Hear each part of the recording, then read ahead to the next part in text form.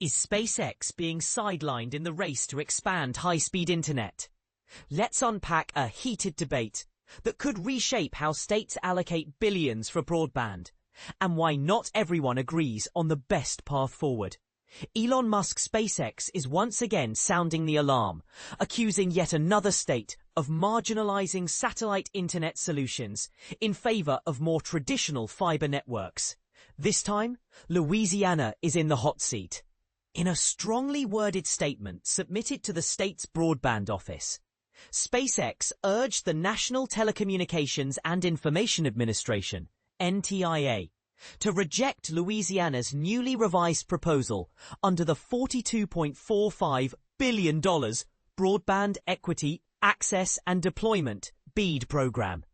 According to SpaceX, the current proposal doesn't give satellite technology a fair shake, even after recent policy changes intended to level the playing field. But here's where it gets controversial. SpaceX believes that under the Trump administration's updated rules, its bids should have outperformed those from fiber optic providers. The company insists the NTIA cannot allow Louisiana's spending plan to move forward unless satellite-based applications are properly considered.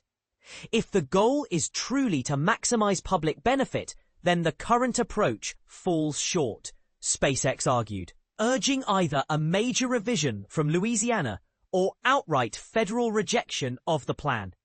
For those following the story closely, this isn't the first time SpaceX has clashed with a state over BEAD funding decisions. Earlier this month, the company lodged a nearly identical complaint over Virginia's grant allocations, signaling a broader strategy to challenge what it sees as ingrained favoritism toward fiber projects across the country. Here's the fine print most people miss. Accessing the full details of SpaceX's testimony or the broader state proposals isn't simple. Industry observers must join paid clubs or file records requests, highlighting how high stakes this quiet battle has become. Notably, when Broadband Breakfast obtained SpaceX's Louisiana comment, the state was still gathering responses from other stakeholders, remaining tight-lipped about the controversy in the meantime. Let's dig deeper into the numbers. Louisiana controls $1.36 billion in BEAD funding, with nearly $500 million earmarked for new deployments. Under the updated plan, about 80% of qualifying locations would get fiber, while SpaceX's low Earth orbit satellites are set to serve roughly 8%. Just last week, Virginia's draft plan posted similar ratios.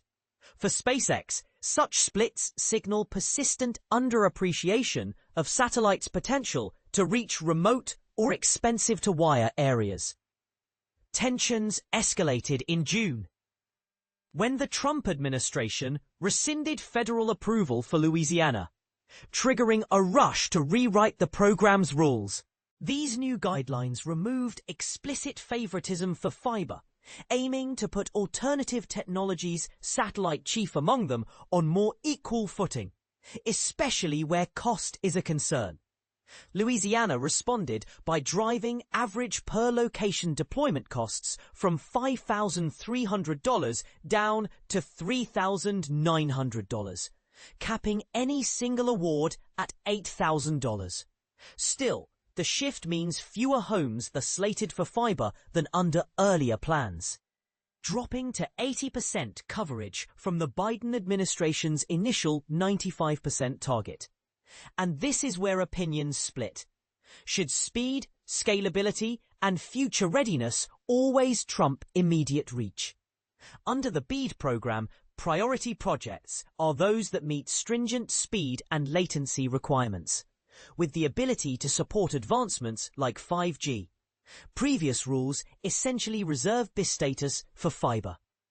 The Trump administration now leaves it to each state to decide, opening the door for satellite and fixed wireless to compete as priority options. Yet, critics argue this could compromise long-term network quality for short-term access gains. SpaceX claims it treated almost all Louisiana's targeted areas with the same technology, but was only granted priority in 10,327 cases, being denied in over 117,000 others. This is the exact same technology and infrastructure, SpaceX's letter emphasized, suggesting Louisiana selectively overlooked satellite applications to serve its own agenda. Louisiana's broadband office, for its part, points to a careful evaluation process, factoring in geography, population density, and signal interference issues, just as Virginia's team did. Not all areas are equally suited to wireless solutions, after all. On the legal front, controversy swirls. Analyst Blair Levin from New Street Research notes that the NTIA has already given informal green lights during the drafting stages, suggesting satisfaction with the approach Louisiana and Virginia have taken. If SpaceX's arguments held decisive weight, Levin contends, the NTIA would have intervened sooner. Still, both sides are bracing for possible lawsuits, though their chances of success remain questionable. Adding another wrinkle, Elon Musk, in a move sure to spark comments, recently donated $15 million to pro-Trump political groups, despite ongoing policy disputes. How much do such connections influence funding outcomes? That's a question ripe for debate. So, where do you stand? Should the quest for universal coverage prioritize fiber's long-term advantages, or should flexible, cost-effective solutions like satellite get a bigger slice of the pie? Is SpaceX being unfairly sidelined, or is fiber still the smart bet for America's digital future? Share your take in the comments below.